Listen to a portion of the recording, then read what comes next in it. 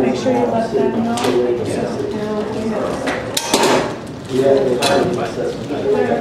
Once they go live, they can be watched on YouTube.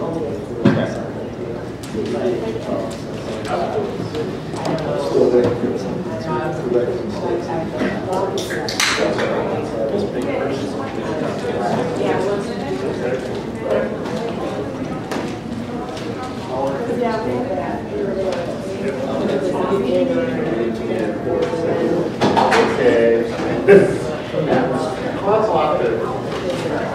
Good.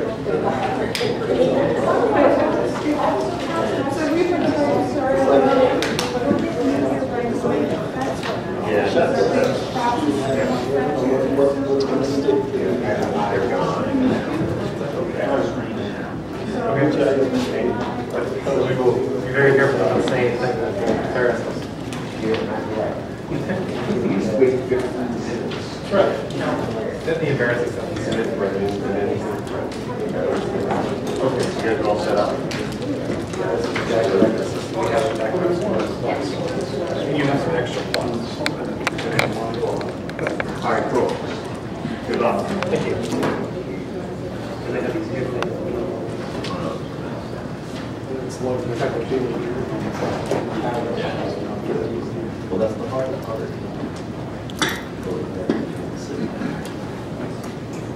And it's still weird tight.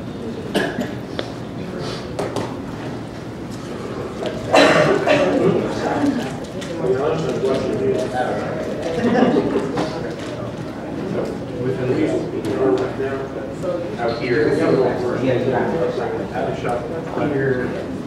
here,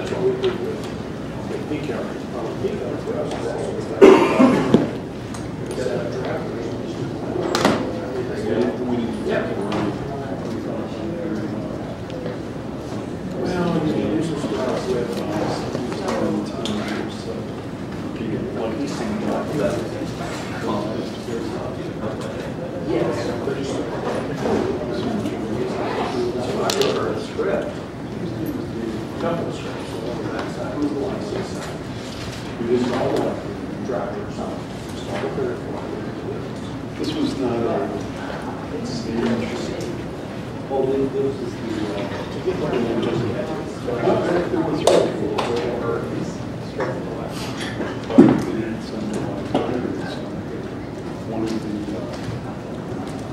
So that's the way this works is they have to write into the server and Came into the library and asked me questions.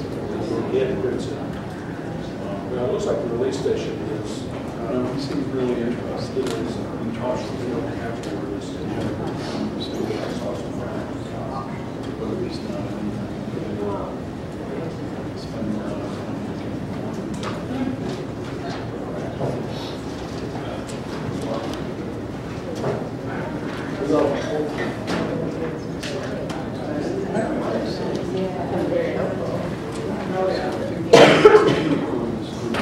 Where are you at? What's the school from?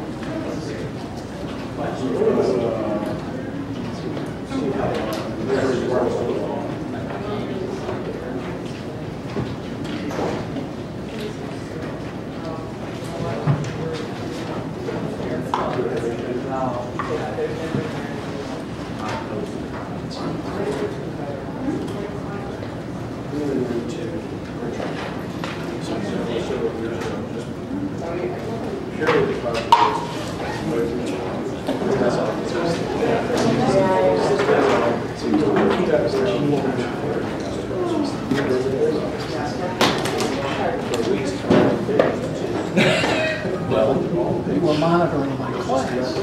I was using your influencer. Yeah, I'm doing it again. Now I should do it. Great.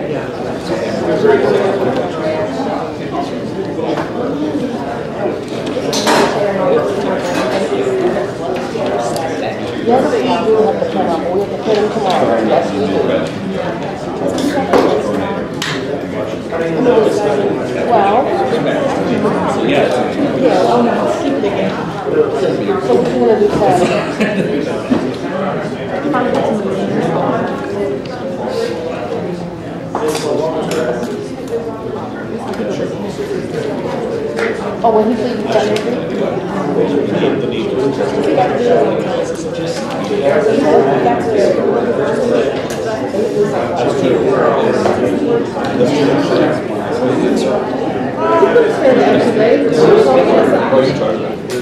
I didn't know you could say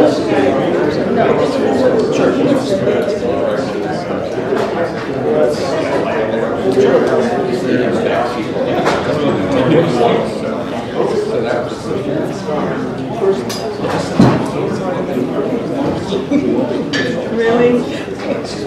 Yeah, that makes sense. Is that over? It's a personal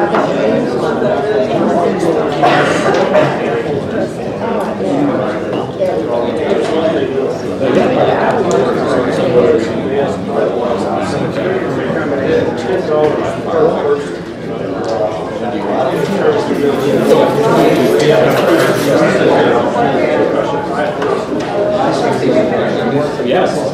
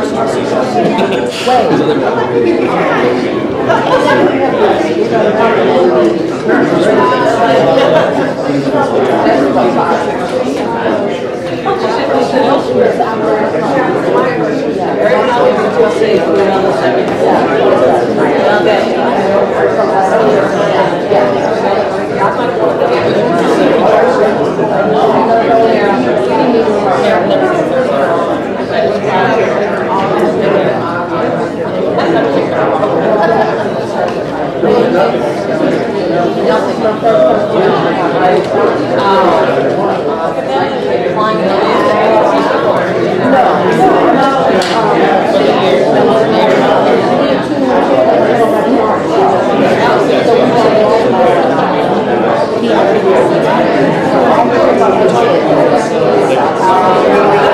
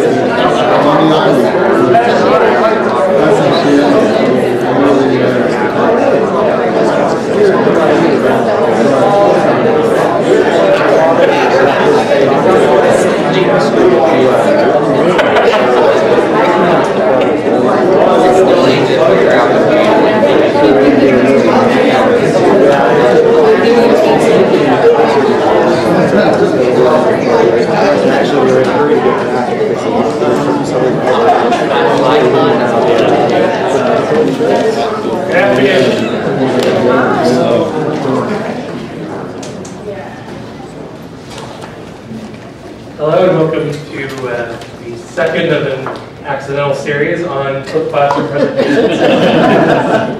We did not coordinate this, it just sort of happened. My name is Joshua Blue. I'm the Emerging Technologies Librarian at Lincoln Memorial University Duncan School of Law. And this is Tommy Thankton. He is the Bar Exam Skills Director at Lincoln Memorial University. And we're going to be talking today a little bit about some general ideas about flipping the classroom in law schools, and we're going to talk about sort of what happened for us when we flipped the classroom in a bar exam or a bar prep course. So just a little bit of background on how I wound up interested in that, how this came about.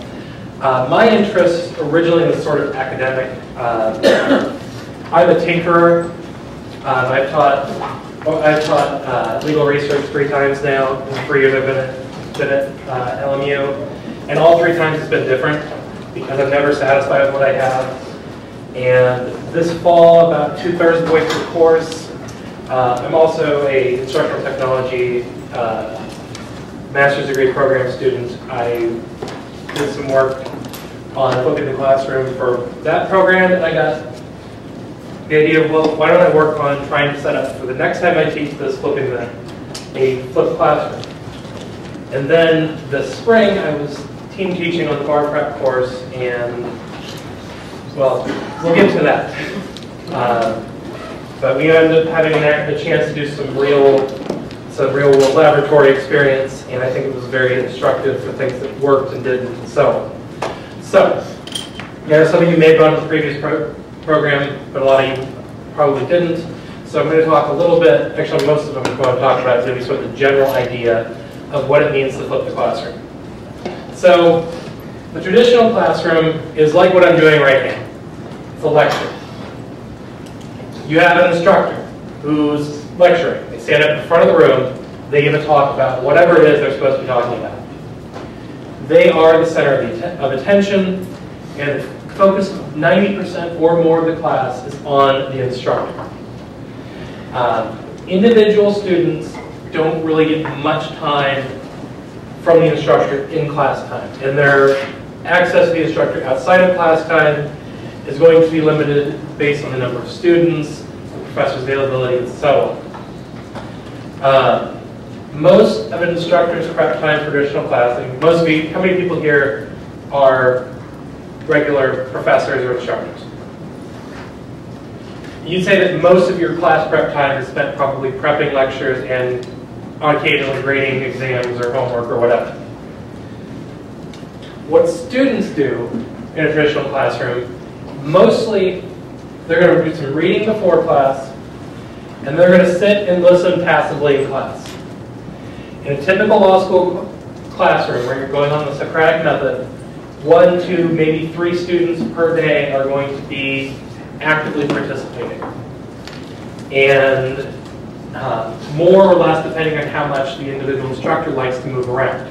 and how long the class period is, and so on. Most people, and as a fairly recent law school graduate, I can say this from now two perspectives fairly recently, most of your students are probably on Facebook or shopping or playing games or something rather than paying attention. I mean, they might be paying attention, but because it's so much more passive, they're not as engaged as they might be if they were doing something more active. In the class time, as I said, they're going to receive very little one-on-one experience. Most of what a student's going to get is sitting and absorbing, and it's going to be up to their own initiative to get one-on-one contact beyond that. So, in typical traditional classroom, law school context, you evaluate learning through discussion and exams. Class time is spent discussing cases, fact patterns, hypotheticals, whatever, and those few active participants tend to be the benchmark for whether or not it's time to move the class on. You could have a few students who are not getting it and keeping the class moving more slowly, or you might have those active participants pulling the class along faster than the bulk of the class needs to. And that sometimes can create awkward situations where you get to the point where several students either get disengaged because they're bored, the class is moving along farther than or not moving at a pace that's suitable to them. You have another group that might be left behind, depending on how that little active minority is pulling the class. So again, you get little one-on-one opportunity because of the nature of large class lectures. Evaluations tend to be based on 1 or 2 exams, depending on whether or not there's a midterm exam involved, maybe a small paper or some other assignment. And again, because you're using so few evaluation methods, what you're getting may not be representative of the breadth of the material, may not be representative of the depth of the material, and it may not be, a given particular day is not necessarily representative of a given student's performance. You could have a student who has a bad day or a good day, and again, skews their own results. All right, so that's one model. That is the model that has been serving since Western education since the Middle Ages. This is number 2. Distance learning, which is fairly new, relatively speaking. In the distance context, all learning takes place outside the classroom. There is no physical space. An instructor prepares all the material ahead of time, often all before the first day of classes. They interact with students solely on demand, and they focus primarily during the semester on providing feedback and guidance individually than on guiding the whole group.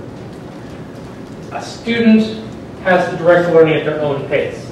Now, having been through some distance programs of my own, as a student, I can say that some instructors will guide the pace more or less than others. I taught a distance course in an MBA program, and I wound up guiding the pace fairly strictly because I know from my own experience it was more difficult to necessarily try and set my own pace and keep it when I'm busy and doing other things. So again, that's something that can happen. The students direct their own pace, subject to how much flexibility the instructor gives them. And again, the students, their interaction is going to be primarily one-on-one. And you're evaluated through regular participation, regular assignments, and possibly a comprehensive evaluation at the end. Now this has a lot of drawbacks. You lose a lot of the benefits of a live class. You don't have direct supervision. And that self-guided learning can with the wrong student, become unguided. Sit around, do nothing, get behind, and struggle, even if it's a person who would thrive in a live class. And you don't have a lot of interaction with other students. I mean, you might be talking with each other on a discussion board, but that's isolated. It doesn't really, it's not as natural a conversation as you would have face-to-face. Again, not all students thrive in distance environments. Some thrive more than they would in a live class, some less, and so on. It requires more advanced planning by the instructor, though you have to do less once class starts. Okay, so there we have two competing models that we have that exist beforehand. Now we start to bring them together. So a flipped classroom is one of many models that is a blended environment. We apply distance education techniques into the traditional classroom. Now, one example is having a discussion board on a Blackboard or Twin page go along with your live class. So it's a very simple, blended environment that lets you take the conversation past the end of class. You have virtual office hours where the professor is available more readily, but not necessarily having to be in their office and put in more time that they might be able to be doing other things where they can, if you're doing virtual office hours, you can be a little bit more flexible. And maybe some pre-recorded lectures or mini lectures that you can use to supplement the classroom experience. So now, I want to talk about one specific model, and that is the flipped classroom. All right, so flipped classroom came about kind of by accident, which is kind of appropriate for how our flipped classroom came about. But in the mid-2000s, a pair of high school teachers in Colorado were recording lectures for students who were absent. I've read the story, but I don't remember exactly what was causing the absences, but there was something that was going on. What's that? Storms. Storms? What ended up happening, though, is that not only were the students who were missing class watching the lectures, but students who had attended class were also getting the lectures from the students who had missed class and watching it again. So, noticing this behavior, the teachers started recording the lectures in advance, knowing that the students would watch them, finding more ways to make them available, and then working on devoting the class time towards activities to apply what they learned from the lectures rather than giving lectures themselves during class. So how does the model work? The instructor creates short videos. I know some people have used full 60-minute lectures, but there's been research that shows that because of the way that we've been trained to watch videos on the internet, 5 to 7 minutes is probably your best length. No more than 15. And again, there's a lot of reasons for that. One is that it's hard to sit down and watch it and not be able to not necessarily be able to come back and pick up where you left off.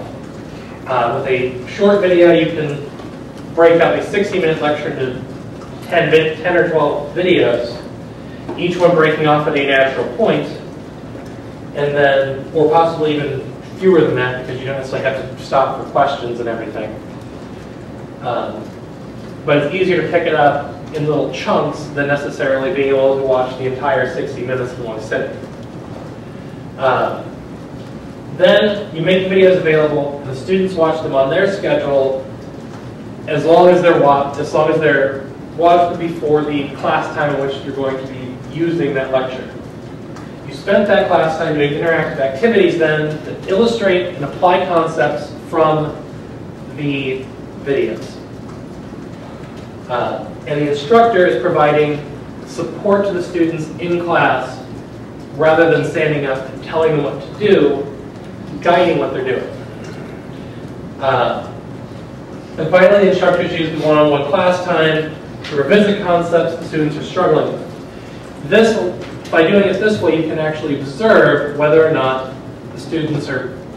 all the students are able to follow things rather than one or two or three that are your active participants. Because now you're forcing everybody to actively participate. And that is one of the key things. So I kind of came up with three sort of levels of how you can flip the classroom. One is, again, this simple blended classroom. Don't do much in the way of flipping. You make lecturettes and make some additional supplementary materials to introduce concepts prior to class time, the basics. Then you can spend class time working on the higher concepts and not necessarily know that you at least have some confidence that everybody's going to have the basic knowledge beforehand. You don't have to bog down in getting into things like facts of the cases and whatnot. You can just start moving into applying the rule because you've already talked about the rule beforehand. Next level is sort of a halfway point.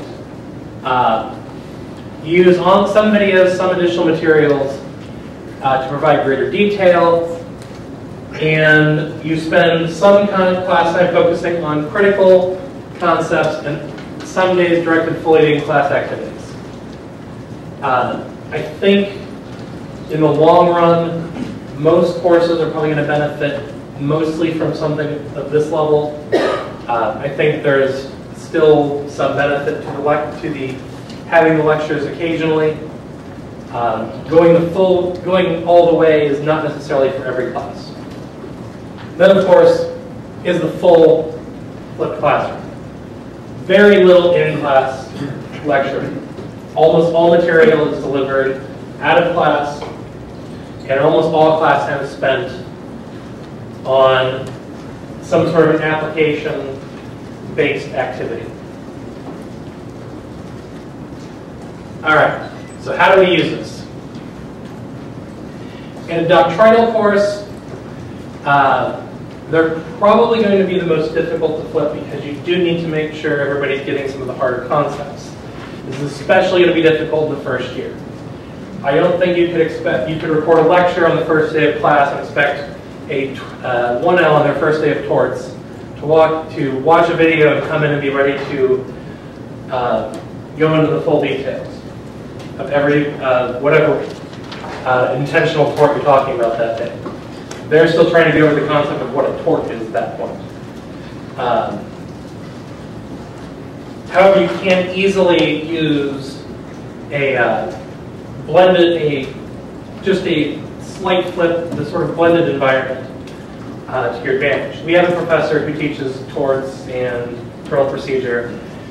What she does is every class she makes a video podcast, 5 to 10 minutes, and she mainly uses it as a reading guide. Talk about, sort of review what was going on in the last class, and talk about what they need to be looking for the next class.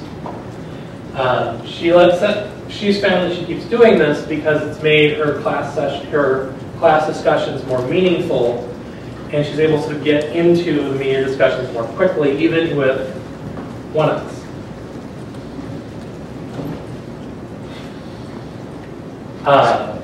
An upper-level doctrinal course, your students are going to have a lot more experience.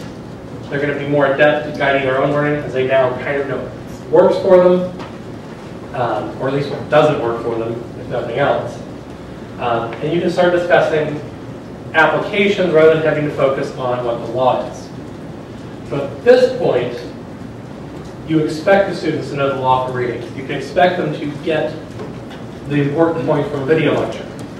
And then you can focus on classwork that applies their understanding and the rules that they've learned at this point. we have a professor who teaches secure transactions, and he wound up teaching his secure transactions class much in this way. He didn't talk much about the individual cases.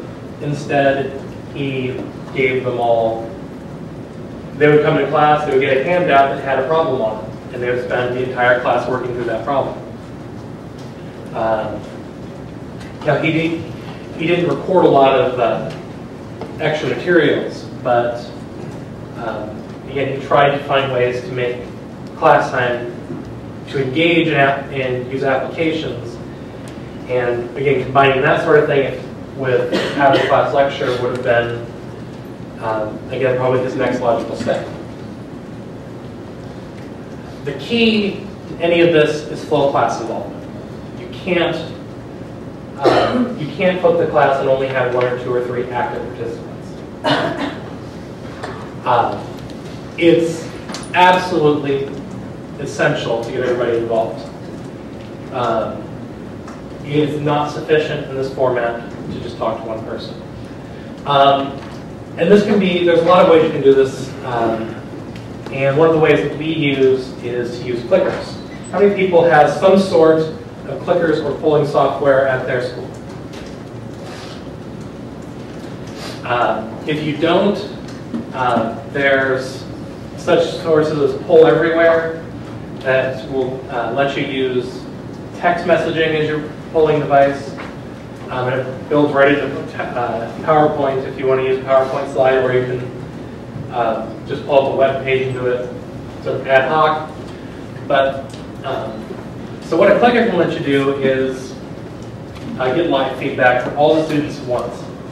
And there's dozens of books that have been written on how to use these effectively to engage students, and that's far beyond the scope of this presentation. It would be a completely different talk, but I will talk a couple of examples that I have used in the past.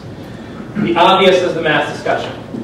Students respond to a prompted question, and then you can use that to figure out whether or not you need to go back onto some of the topics you've been talking about and review them, or if you're moving on to the next point because you recognize everybody's getting it, or as Tommy will talk about, you can also use it to show them why they're making mistakes. Show the misconceptions, because they're going to get directed towards the common wrong answer. If students clearly understand, you can move on. The way I like to use them is sort of the peer teaching model. You give the prompted question, and then you told the students to break into groups and discuss what their response was and talk to each other. Then, at this point, you don't reveal the correct answer. You re-poll after they discuss with each other, and what you'll find is that even if you had a very small minority get the correct answer the first time around, you're going to get more, after the peer discussion, they're going to draw themselves towards the correct answer. Because they'll manage to convince themselves out of all the wrong answers if nobody got it the first time, and start to realize what each individual person is helping the other see what they were missing.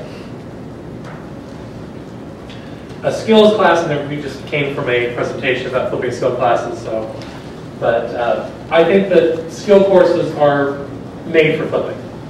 A short lecture with some video examples as appropriate for whatever your skill that you're trying to teach. So trial advocacy can have a short lecture from the professor, and then several examples of direct examination. Then you walk into class, you do no discussion about the actual material, you just start working on direct examination. All your class times devoted to practical activity, all of the live observation and feedback. A research class works through assigned research problems. Writing class does a drafting exercise and discusses it with some peer editing, and so on. Again, the key is to make sure the instructor is available as a coach and resource for the students. And then the other thing that I have found is in-class exercises need to have, all of them need to be graded in some fashion so students take them seriously. My very first year teaching, I taught legal writing, and the legal writing director we had at the time gave us, on the last day, gave us an assignment supposed to be a peer editing exercise. And the students knew it wasn't graded because it hadn't been on the syllabus, so none of them took it seriously. And so it was essentially a waste of about 60 minutes of the last class time. And I honestly thought that it would have been better to just cancel class than to have done it. You can't do that. All these in-class activities need to be, there needs to be something that impacts their grade in some fashion, or they, like I said, they're just not going to take it seriously. All right. So as I mentioned at the beginning of this whole yammering session, I'm a tinkerer.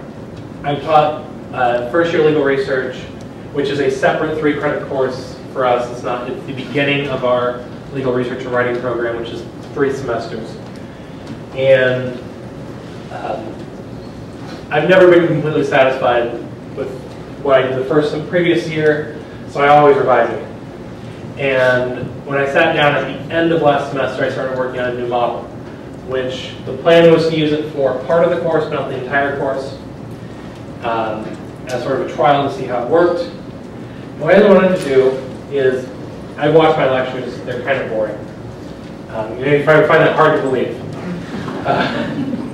But I could probably pack much of it down, much of a 90-minute lecture period down into probably about 40 minutes of finely tuned knock-knock joke type chunks of key important information. Make it a lot more manageable, and then just get that all done beforehand, and then for the appropriate lesson, students watch a selection of videos beginning each week. During the first class, we do 2 90-minute sessions. We work through one problem set together as a group, applying what was talked about in the videos. The second class gives students about 60 to 70 minutes to work through the problem set on their own, submitted electronically, and then we go over it the last 20 minutes. Part of the reason why I wanted to do this is we were giving weekly assignments, and they were depending on the time of the semester that the assignment went out. They had other things going on in other classes, and they sometimes weren't taking them seriously, sometimes were. Sometimes they were letting their other classes interfere with getting the research assignments done, and sometimes they were letting the research assignments interfere with other classes. And what I wanted to do is, instead, we had kind of bloated to about half the semester. There was a weekly assignment done, then there were the big assignments done in the second half. And what I wanted to do is take it down from, to about half the number of weekly assignments that are out of class, and bring a lot more into class as far as, like I said, these graded in-class assignments. Now, all of that was sort of my plan. Then, this spring I was asked to team teach with Tommy on these bar prep courses. And something else came about. So I'm going to turn it over to him now. Thank you all. I'll be back at the end. Good. Thanks, Josh. Like Josh said, I'm Tommy Sanctum Pupen. Long last name. Accent on the last syllable, otherwise it's just Pupen.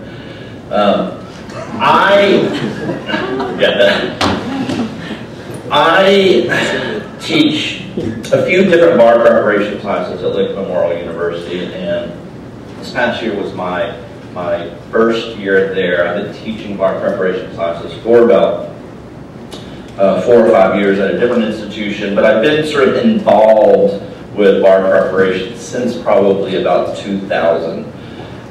And so when Josh said that we sort of accidentally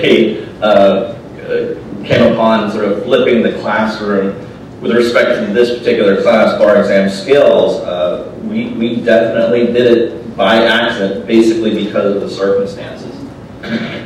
First of all, let me just tell you sort of what the purpose is for the bar exam prep class. And again, while this was the first time that I taught this class at Lincoln Memorial University, I taught the class before, and the purposes were all the same. Okay, and so I'm going to tell you sort of what it does and what it's not meant to be. It introduces, students to the form and formats of the bar exam. It gives students basically a head start on their bar preparation studies. So normally, when you think of bar preparation, you think they graduate, then they take a review course that's anywhere from 8 to 10 weeks, and that's it. Okay? Well, what this class is meant to do is to get them thinking about the bar exam a lot sooner. And because many of our students are part-time students, I knew that many of them would be working over the summer as well. So I wanted to sort of expand the amount of time that they would actually have studying for the bar exam. Provide students with practice on bar-like questions, and I'm sure that many of you understand that the kinds of questions on the bar exam is very different than maybe some of the questions if you teach a class, and some of the questions that you actually have in class, whether they're essays or multiple choice questions that may not be as bar-like as they would see on the July or February bar. And it reviews selected topics likely to appear on the bar exam. So really, the bar exam class, at least this particular bar exam class, focuses on multiple choice questions, and therefore it focuses on the 6 topics that appear on the multi-state bar exam: contracts, criminal law, criminal procedures, evidence, torts, and real property. And so, obviously, it's a review course, it's a preparation course, and it would be impossible to review the substantive law in all of those 6 areas that you need to know. So, really, it focuses on those highly tested topics in each of those subject areas, and also some of those areas that the doctrinal professors, based on conversations and interviews that I've had with them prior to the class, did not fully touch upon while they were either first-year students or second-year students. Okay, what isn't it? Well, it's not, and I tell my students this all the time, it's not a substitute for a bar review course. Okay, they're still going to have to take a bar review course. They're still going to have to examine all of those topics that weren't highlighted in bar exam skills.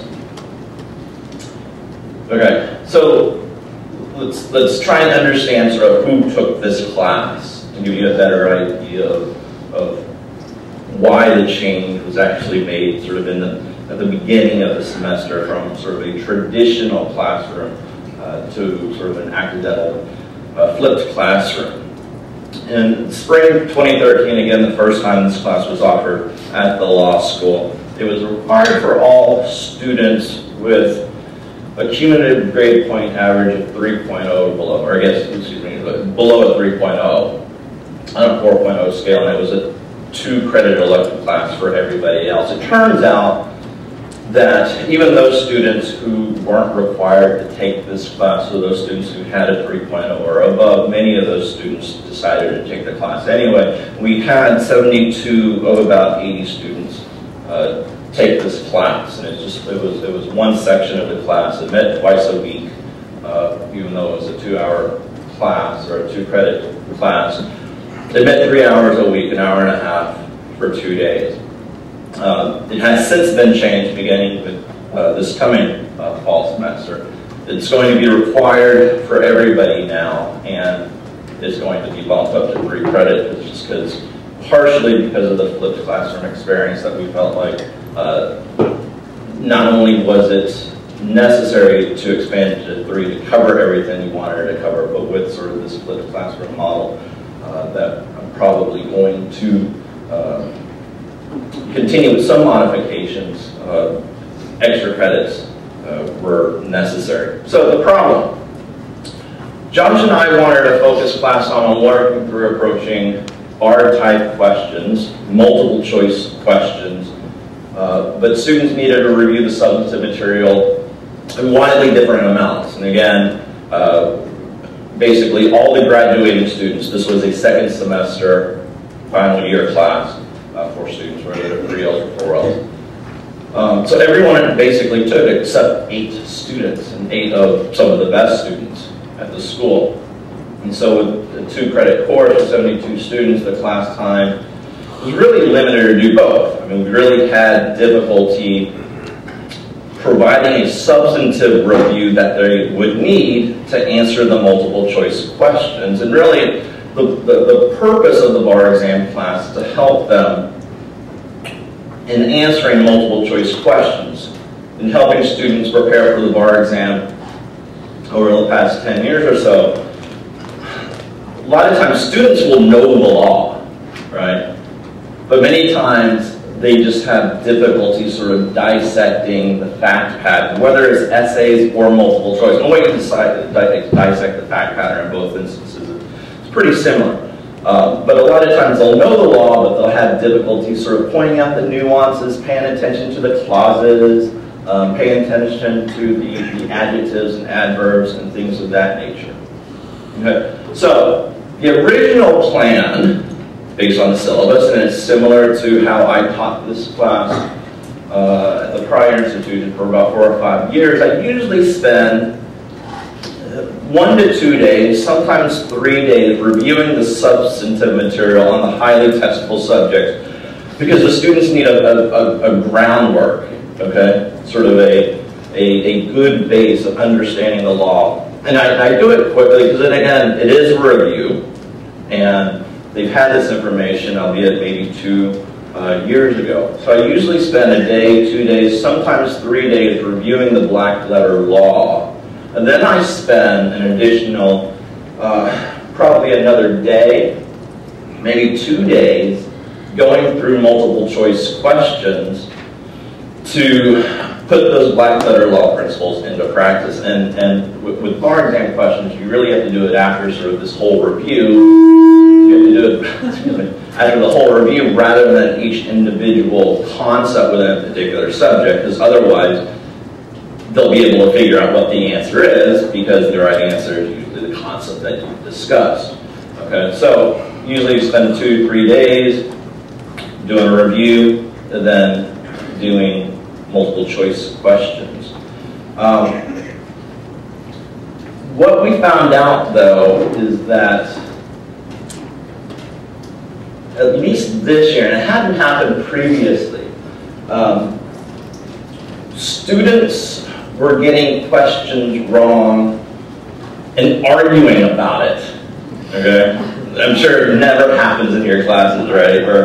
Where you go over multiple choice questions and people are arguing about whether it's a right or wrong answer. But they were doing that to an extent that it was taking up too much class time. And part of that is because they were arguing, not necessarily because they misinterpreted the question or whatever. They were arguing based on a wrong point because they just didn't know the law. Okay, so I needed to sort of beef up sort of their review of the black letter law.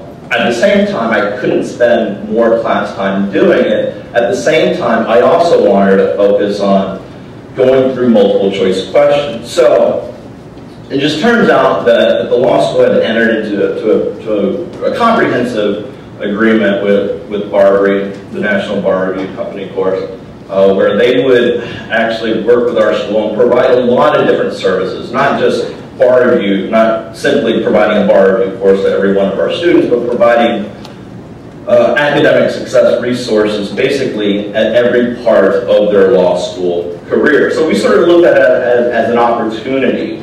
And one of the things that we realized that Barbary offered was many of their bar review lectures early as the beginning of the spring semester. Okay, so when we learned this, and understanding our problem that we needed to give our students a little bit more view of the black letter law so that we can focus on test-taking strategies. Well, this is where sort of the flip, the accidental flip came into play. We decided, okay, well, we're going to change things a bit. We're going to require our students to watch the bar brief videos on their own at home.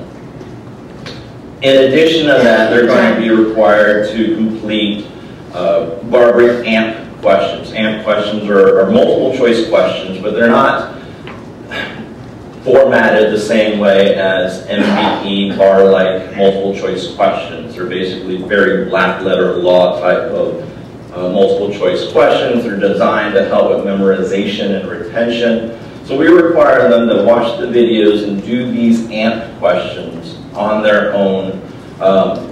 And we were, instead of reviewing the black letter law in class, we exclusively focused on completing multiple choice questions in class. And because we freed up that time going over the substantive review, we actually spent a lot more time dissecting every single multiple choice questions that we distributed. And we usually, for every subject, we covered 5 of the 6 MPE subjects. We didn't cover real property.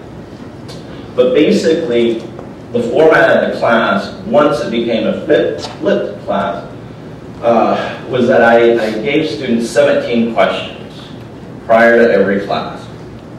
And sometimes I did it 2 ways. Sometimes I required students to complete the questions on their own. Sometimes I actually had them complete it in class, so they had that sort of test-like experience in answering the questions in the time that they're supposed to answer it on the bar exam.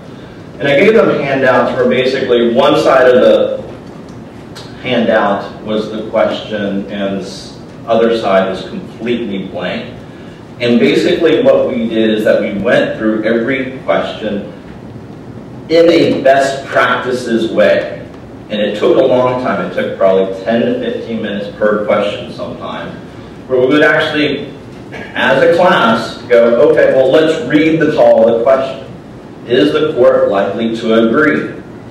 And then we would sort of go, well, that doesn't really tell you much. So what do you do if you read a call of question like that? So we go to the sentence before that to see if that can give you some insight as to what the issue might be at a preliminary hearing. The defendant's attorney contends that the confession should be suppressed on Fourth Amendment grounds.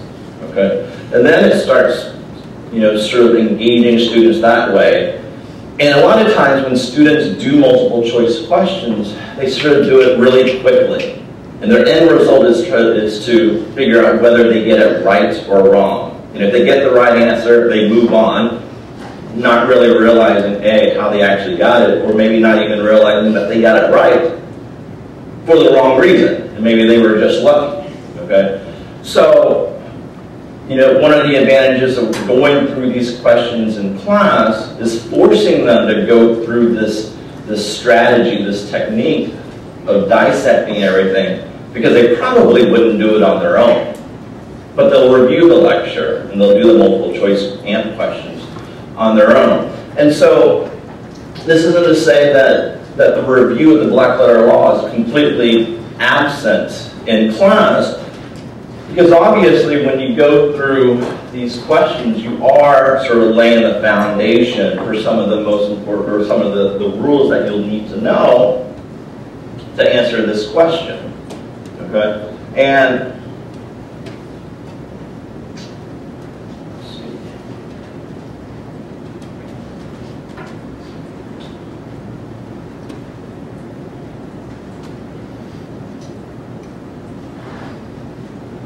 And one of the things that I do with my students is, before they actually select what they think the right answer is, you have to make sure that they go through each of the other sort of incorrect answers and explain why it's actually incorrect so that they can double check themselves to make sure that the right answer is actually right. And so for every question that we do, we always go through, okay, well, A, is A right or wrong? If it's wrong, why is it wrong? And all multiple choice questions are wrong for one of three reasons. What are the three I's, right? It's either, the answer choice is either inaccurate, incomplete, or irrelevant. And so I have students, you know, sort of answer, well, answer choice A, why is it wrong? Is it inaccurate? Why is it inaccurate? Question, your answer choice B, you know, is irrelevant, and C is incomplete.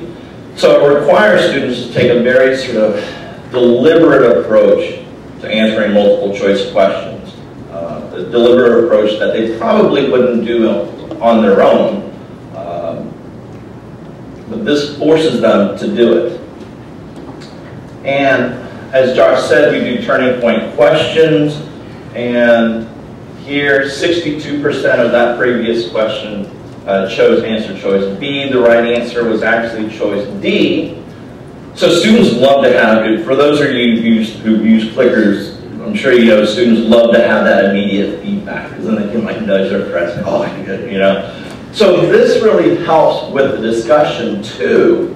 They like that immediate feedback, and it helps me to sort of focus on, okay, well, how much more review on that particular question do I need to do? And all of the responses are logged so that after class, okay, I can go to some of the students who are consistently missing questions and say, hey, you know, seems like you're having difficulty, and sometimes I'll meet with them one-on-one and things of that nature. So having information like this is pretty important. Okay, so did it work? Moving from sort of the traditional classroom teaching to a flipped model? I don't know. I mean, we've only offered it once, and I think really the sort of the key indicator is probably going to be measured by the bar passage results on the Tennessee bar exam. But we do have numbers that we can compare to other students, some of my other students that I taught, and also students, because we have that relationship with Barbary, and when students matriculate at the school, they do sign a release with Barbary so that we can get all of the information from Barbary as far as diagnostic scores, as far as accessing materials, as far as AMP question performance. So we do have comparative numbers to both some of my former students and outside of the law school who take the Barbary class. But again, a lot of times those numbers are comparing apples and oranges as well. I think in the next couple of years, we're going to be able to get some good comparative numbers. So Josh is going to talk about what you need to get started, but one more thing I did want to add here as far as, you know, did it work? Josh did say, you know, if you're going to do videos, one of the problems that I think I had in doing the flipped classroom and assigning the Barbary videos is that the Barbary videos were long. Okay, they were anywhere from 2 hours to some subjects 4 hours or 6 hours. Okay, and so I think in the future, what I'm going to have to do is sort of index those particular lectures so that they're not sitting through 4 hours or 6 hours of stuff, okay? Because not all of that is actually going to be tested in the class. But in order to sort of flip it quickly, that was just something that we had to do. So, Josh.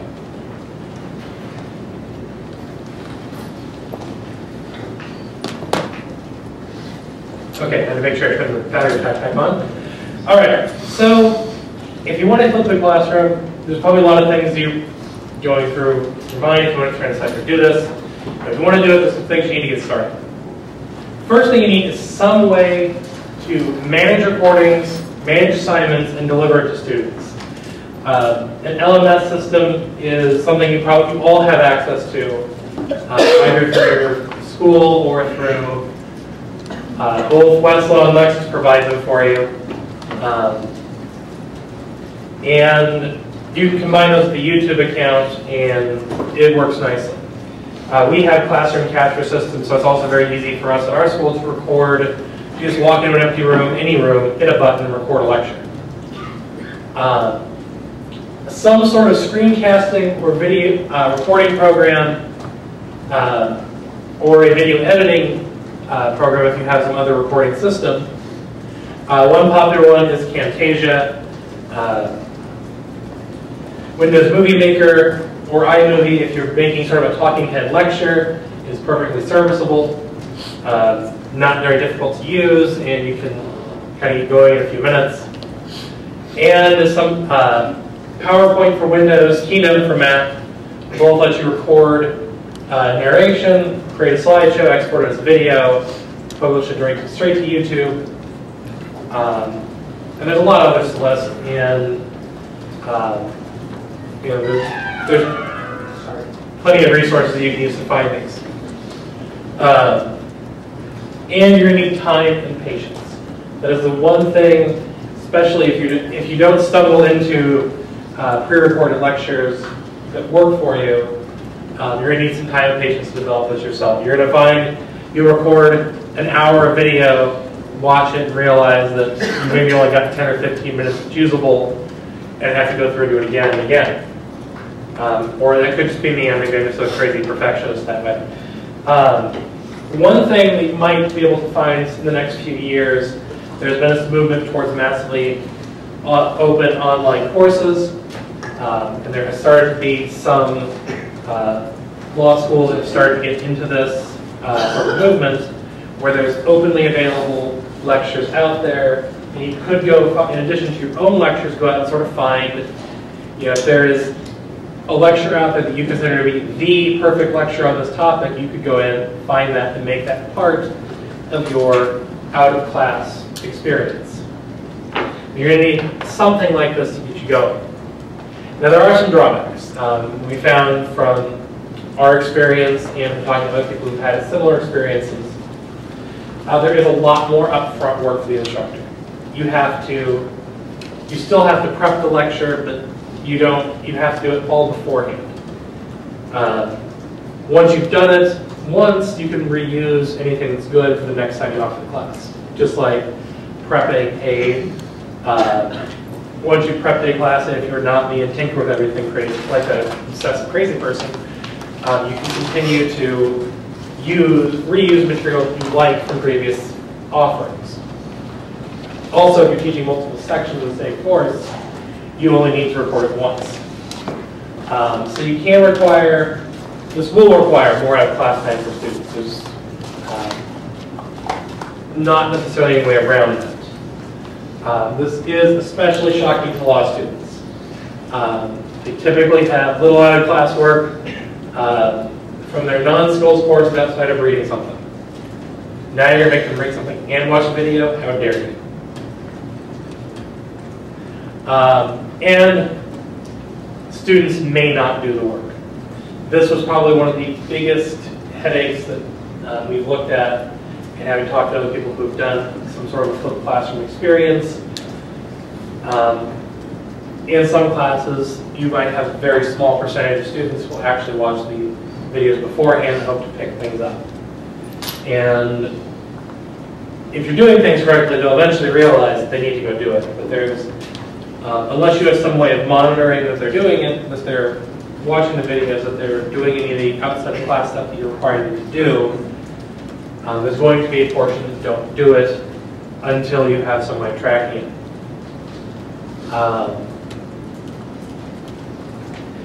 And again, this is not a one-size-fits-all solution. That's why I kind of went through 3 different levels you could do. And it's not going to work for every class, it's not going to work for every professor, and it's not going to work for every student. If you have questions about flipped classrooms, these are a few sites that are up there: flippedclassroom.org, flippedclassroom.com, and Newton, that's the knwton.com/flip-classroom. Are all some sites with some information on flipped classrooms and resources for instructors who would like to try to flip their own classroom. We have a short amount of time left, so I suppose at this point I'll open the floor up to questions. If anybody has any, otherwise I may put you to sleep, I don't know. You said you were using clickers to try to figure out which students were having trouble consistently. Were you assigning clickers to students?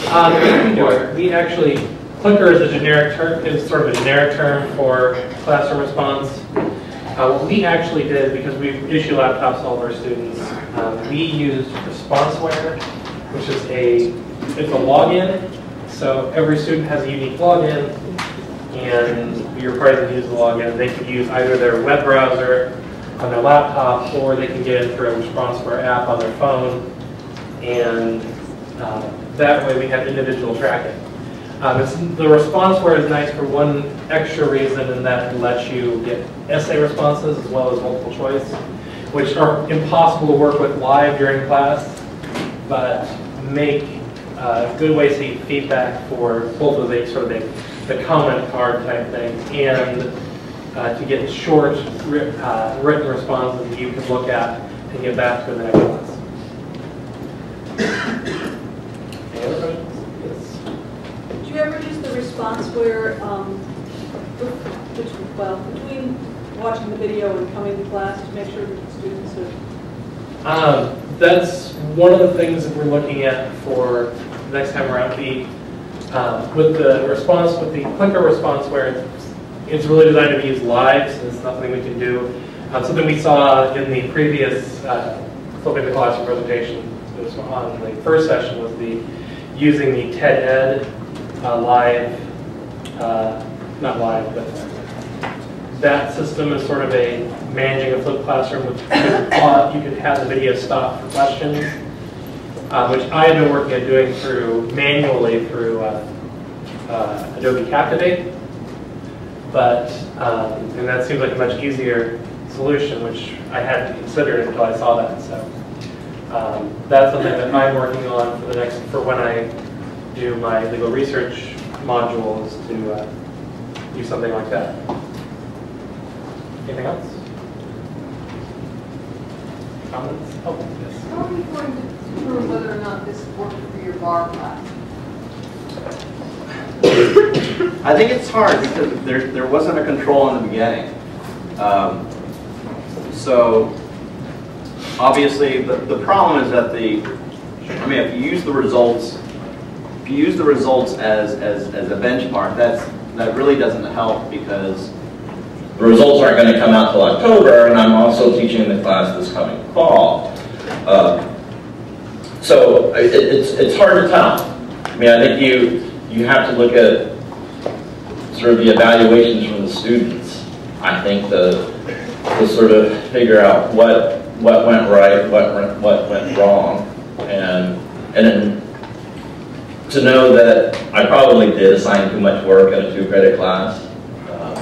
But I think understanding sort of why students are getting questions wrong and trying to just pinpoint your instruction that way, I guess. But I think ultimately, after a couple of years, you'll be able to figure it out.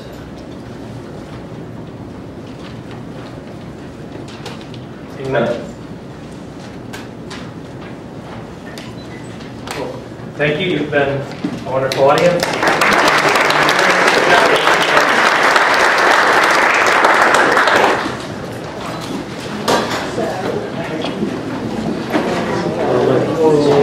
Prepare to get